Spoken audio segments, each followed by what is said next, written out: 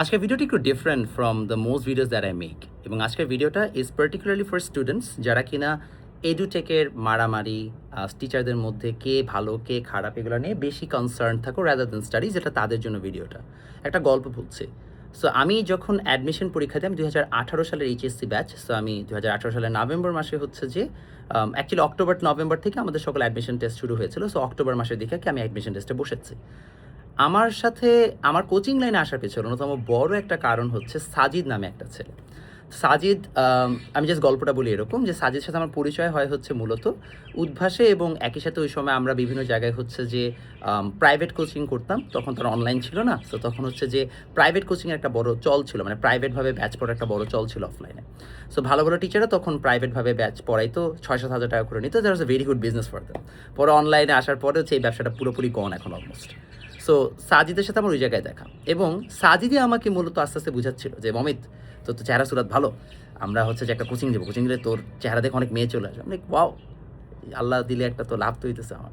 So আমাকে এগুলো বুঝাইতো, তারপরে বলতো যে আমার কোচিংয়ে তুই হবি হচ্ছে ম্যাথ টিচার, আমি হবো কেমিস্ট্রি টিচার। সাজিদ কেমিস্ট্রি নিয়ে অনেক বেশি ফ্যাসিনেটেড ছিল।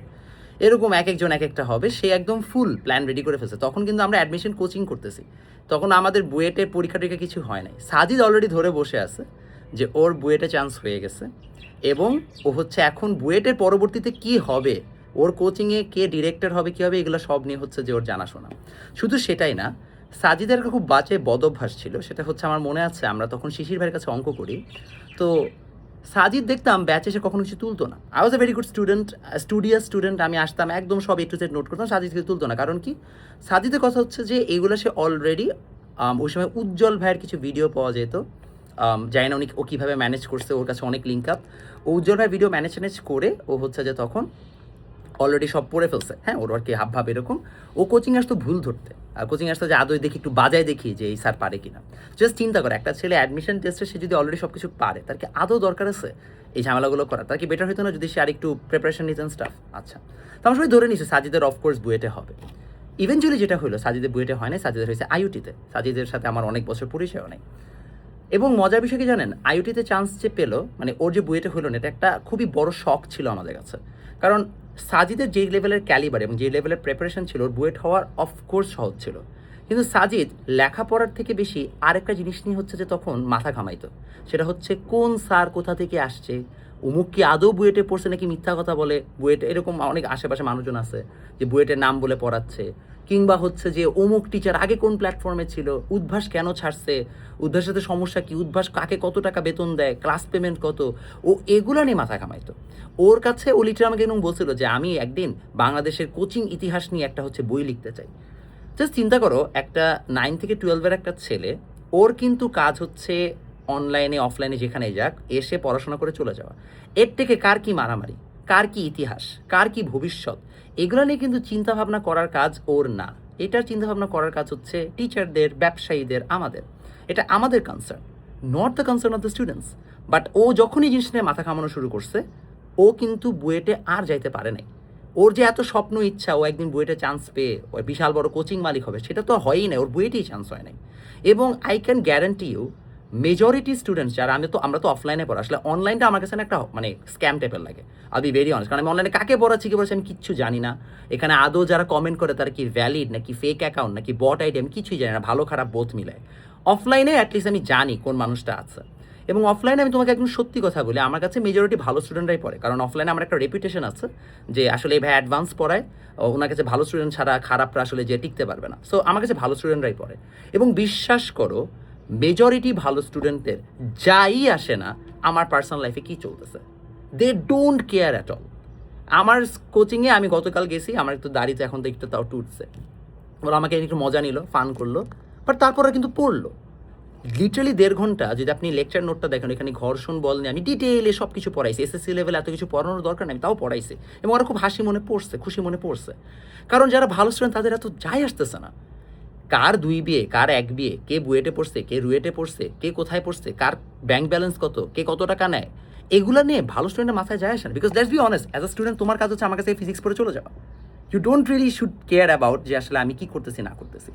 এই জিনিসগুলো নিয়ে যত স্টুডেন্টরা মাথা ঘামাবা তারা প্রত্যেকে বোকা। চিন্তা করো, তুমি অনলাইনে আমাকে দেখো, তুমি আমাকে সামনাসামনি কোনো দিন দেখো নাই, অনলাইনে জাস্ট মোবাইলের থ্রুতে তুমি আমাকে দেখতেছো, তুমি আমার এত বড় ফ্যান, আমি তোমার জন্য এত বড় পীর, আমি তোমার জন্য এত বড় হচ্ছে যে একটা ফাদার ফিগার হয়ে গেছি যে এখন তুমি আমাকে ডিফেন্ড করার জন্য তোমার ভ্যালুয়েবল সময় নষ্ট করে হচ্ছে কমেন্ট বক্সে ঝগড়া করবা। তোমার মতো বোকা কেউ আছে? আছে? আমি তোমাকে সত্যি কথা বলি, আমার কিন্তু কাছে এখন অনলাইন মানে আর যদিও আমার প্ল্যাটফর্ম নতুন, তাও কিন্তু আমার কাছে অনলাইন অফলাইন মিলে ভালো পরিমাণ স্টুডেন্ট পড়ে। আমার অনলাইন কোর্সেতে অনেক স্টুডেন্ট এনরোল, আমার কলেজ অ্যাডমিশন কোর্সে প্রায় 350-এর উপর হচ্ছে যে এনরোল্ড আছে পেইড ব্যাচে। তুমি কোনো হাউকাও দেখছো? কোথাও দেখছো আমার স্টুডেন্টরা যে বলতেছে অমুক এইটা সেটা এই সেই? না, মেজরিটি এরকম রিভিউ টিভিউ এগুলো আসলে অনেস্টলি পেইডভাবে করানো হয়, এটা আমি নিজেও জানি, like I know the channels and everything. But the issue is যারা ভালো স্টুডেন্ট ওদের কাজ হচ্ছে ভাই পড়াশোনা করে চুপচাপ চলে যাওয়া। তাদের না এত যায় আসতেছে না বসে বসে এগুলো নিয়ে মারামারি করার, কেন করবে উইদাউট এনি রিজন? আর যারা করে তারা কি আদৌ ভালো স্টুডেন্ট? তারা কি আদৌ স্টুডেন্ট? অ্যাজ আ স্টুডেন্ট তোমার কাছে এটা না, অ্যাজ আ স্টুডেন্ট তোমার কাছে আমার কাছে পড়ে চলে যাওয়া, তুমি একটা সেকেন্ড বেশি সময় নষ্ট করবে আমার জন্য, এটা আমার লাভ, তোমার কোনো লাভ নেই। বিশ্বাস করো, আমার জন্য যদি কেউ কমেন্ট বক্সে যে ঝগড়া করে এখানে পুরাটাই আমার বেনিফিট, এখানে তোমার এক ফোঁটাও বেনিফিট নেই। আমার ইতিহাস নিয়ে, আমি কোথায় পড়াই, আমি কি কতটা কি ইনকাম করি, এটা নিয়ে যে যে বাচ্চাটা ঘাটাঘাটি করে তার কিন্তু 2 পয়সার কোনো বেনিফিট হচ্ছে না। সে যদি আমার কাছ থেকে এর থেকে বরং ওই সময়টা দিয়ে 2টা লাইন বেশি ফিজিক্স শিখতো, তার বেশি বেটার লাভ হইতো। So learn to know your priorities. আমি মানে এই কথাটা আমার আনাসের একটা কথা খুব পছন্দ আছে, সেটা হচ্ছে যে বলছে ও একটা কথা বলছিল, আনাস বলছিল না কোনো একটা ভিডিওতে দেখছিলাম আমি, আই ডোন্ট রিমেম্বার, বলছিল যে if you are a fool then people will make a fool out of you, don't complain why they are making a fool out of you, you just don't be a fool, right? তুমি যদি নিজে বোকা হও তোমাকে মানুষ বোকা বানাবে, বোকা হইও না।